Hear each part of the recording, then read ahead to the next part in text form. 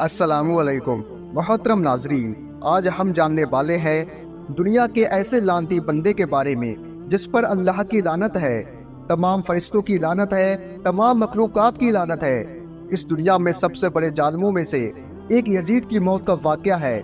جب امام حسین رضی اللہ تعالیٰ عنہ کو شہید کر دیا گیا تو اس کے بعد یزید کا کیا انجام ہوا اور یزید کی موت کیسے ہوئی اور کس طرح سے اس کے لیے ظلموں کی سزا آخرت سے پہلے دنیا میں ہی مل گئی۔ محترم عزیز دوستو، جب یزید ظالم نے نواز رسول امام حسین رضی اللہ تعالیٰ عنہ کو شہید کروا دیا، اور جب وہ ملعون یہ سوچتا تھا کہ اس ظلم کی وجہ سے عرب کے سارے لوگ میری بیعت کر لیں گے اور میرے سامنے جھکیں گے اور مجھے اپنا بادشاہ مان لیں گے، اور وہ ظالم یہی سوچتا تھا کہ کوئی بھی امام حسین کے بعد میرے خلاف کوئی آواز نہیں اٹھائے گا۔ لیکن جب یزید کی فوج رسول اللہ صلی اللہ علیہ وسلم کی خاندان کی بیٹیوں کو قید کر کے کوفہ اور شام کے بازاروں سے گزارنے لگی تو رسول اللہ صلی اللہ علیہ وسلم کے خاندان کی بیٹیاں اور حضرت امام سجاد رضی اللہ تعالی عنہ کے خطبے سن سن کر لوگوں کے مردہ ضمیر جاگنے لگے، اور پھر یزید ظالم کے خلاف بغاوت پیدا ہو گئی۔ ہر کوئی اب یہی سوچنے لگا اور بولنے لگا کہ اسلام اللہ تعالیٰ کا دین ہے، محمد مصطفیٰ صلی اللہ علیہ وسلم اللہ کے رسول ہے، اور یہ خاندان جس پر یزید وقت نے ظلم کیا ہے، یہ خاندان اللہ تعالیٰ کا سب سے محبوب خاندان ہے۔ مکہ شریف سے بھی یزید کے خلاف بغاوت بڑھنے لگی۔ اس کے بعد اس ظالم شخص نے خانہ کعبہ کو بھی نہیں چھوڑا، اس نے خانہ کعبہ پر بھی حملہ کر دیا اور خانہ کعبہ کو آگ لگا دی۔ محترم عزیز دوستو، تاریخ میں اس واقعے کو واقعہ ہرا کے نام سے آج بھی یاد کیا جاتا ہے۔ ہر کوئی یزید وقت سے نفرت کرنے لگا تھا، لیکن یہ ظالم یزید جس کو بھی اپنے خلاف دیکھتا تو اس کو سر قلم کروا دیتا۔ لیکن اللہ تعالیٰ کی عدالت میں انصاف ہوتا ہے، اور جب وہ انصاف کرتا ہے تب کوئی کچھ نہیں کر سکتا۔ امام حسین رضی اللہ تعالیٰ عنہ اور ان کے خاندان پر ظلم کرنے کے بعد اللہ تعالیٰ نے یزید کو ایک ایسی بیماری میں مبتلا کر دیا۔ یزید کو ایک ایسی بیماری ہو گئی تھی جس سے اس کی آنتیں جلنے لگی تھی۔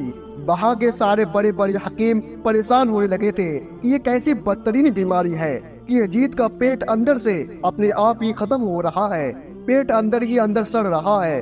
اور اس بیماری میں یزید کو اتنی زیادہ پیاس لگتی تھی کہ یہ وقت پانی کے لیے تڑپتا تھا، لیکن جب اسے پانی پلایا جاتا تو یہی پانی اس کے پیٹ کو جلاتا تھا، اور اس کے بعد وہ اپنا سر پیٹتا رہتا تھا۔ اور اس کے محل کے لوگ یزید کی یہ حالت دیکھ کر یہی کہتے تھے کہ یہ عذاب اس ظالم پر، امام حسین اور ان کے پورے خاندان پر پانی بند کرنے کی وجہ سے آیا ہے۔ اس کی یہ حالت دیکھ کر محل کے لوگ کہتے تھے کہ کیا فائدہ ایسی بادشاہی حاصل کر کے جو ایک بوند پانی کو بھی ترستا ہے۔ ایک دن یزید نے اپنی اس بیماری کی حالت میں اپنے بیٹے معاویہ کو بلایا اور اپنے بیٹے معاویہ سے کہنے لگا، بیٹا یہ بیماری میری جان لے کر ہی چھوڑے گی۔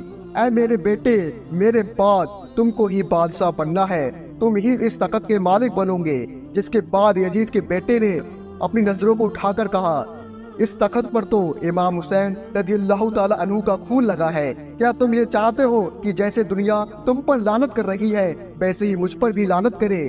ہرگز نہیں، نواز رسول کے خون سے آلودہ ہے یہ تخت، ایسے تخت اور بادشاہی پر میں لعنت کرتا ہوں۔ یزید اب حیرت سے اپنی ہی اولاد کو دیکھ رہا تھا، اور یزید کے محل کے لوگ اب افسوس کر رہے تھے۔ دوستو آپ کو بتا دوں، اس سمے جب یزید کو یہ بیماری ہوئی تھی تو یزید کے سامنے بڑے سے بڑے نشے کی چیزیں لائی جاتی تھی تاکہ یزید پوری طرح سے نشے میں رہے اور اس کو یہ درد کسی بھی طرح سے محسوس نہ ہو، اور وہ پیاس کی وجہ سے تڑپے نہیں۔ ایسے ہی نشے کی حالت میں ایک دن یزید اپنے سپاہیوں سے کہنے لگا، میرا وہ بندر کہاں ہے جو میرے ساتھ رہتا ہے؟ تبھی لوگوں نے اسے سمجھایا اور اس سے کہا کہ شاید وہ جنگل کی طرف نکل گیا ہوگا۔ یزید نے کہا، ہم ابھی جائیں گے اور اسے ڈھونڈ کر لائیں گے۔ جیسے ہی وہ اپنے بندر کو ڈھونڈنے کے لیے اپنے سپاہیوں کے ساتھ گھوڑے پر بیٹھ رہا تھا تو گھوڑے نے امام حسین رضی اللہ تعالیٰ عنہ کے اس قاتل کو اپنی پیٹھ سے گرا دیا، اور یزید کا پیر گھوڑے کی رکاب میں پھنس گیا، اور اس کے بعد وہ گھوڑا دوڑنے لگا، اور یزید زمین پر گرتے گرتے زمین پر تڑپتا رہا، اور وہ گھوڑا اسے کافی دور تک گھسیٹتے ہوئے دوڑتا رہا۔ تبھی اچانک اس کا سر ایک پتھر سے ٹکرا گیا، لیکن اس کے باوجود بھی وہ گھوڑا رکا نہیں، یہاں تک کہ یزید ملعون کا پورا جسم زخمی ہو گیا۔ اور جب وہ گھوڑا رکا تو یزید کی فوج نے دیکھا کہ یزید کی موت ہو چکی ہے۔ اس کی فوج نے یزید کی لاش کو دیکھا تو وہ فوج خود کہنے لگی امام حسین رضی اللہ تعالیٰ عنہ کے قتل کی یہی سزا ہے۔ اس طرح سے یزید کی موت ہوئی، جسے دنیا میں تو سزا ملی ہی ہے، آخرت میں بھی ملے گی، اور اس کے بعد ظالم یزید کو ملک شام میں دفن کر دیا گیا۔ آج بھی یزید وقت کی قبر وہاں موجود ہے اور لوگ اس قبر کو دیکھ کر لعنت کرتے ہیں، اور اسی کے بارے میں امام حسین رضی اللہ تعالیٰ عنہ نے فرمایا ہے کہ کفر کی حکومت تو قائم ہو سکتی ہے لیکن ظلم کی حکومت ہرگز نہیں چل سکتی۔